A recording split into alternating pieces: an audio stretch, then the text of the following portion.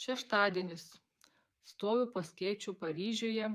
lyjant lietui, ir staiga buvusio kliento skambutis, kad gavo laišką iš naujojo kažkokio kreditoriaus, kad yra skoloje 45 tūkstančius eurų,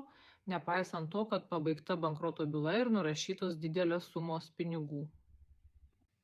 Na ir paaiškėjo, kad iš tiesų įsivėlė klaida, kadangi antstolė, viena iš Klaipėdos antstolių turėjo pabaigti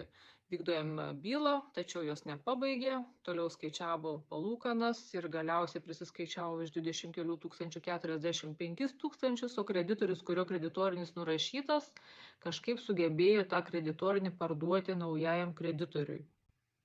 Žinoma, jokių finansinių pasekmių mano buvusiam klientui nekils, kadangi tai yra klaida,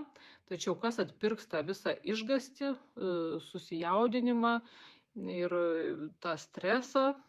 mano nuomonė, daugelis antstolių iš tiesų dirba neprofesionaliai netgi bankroto bylose, neužbaigdami vykdomųjų bylų,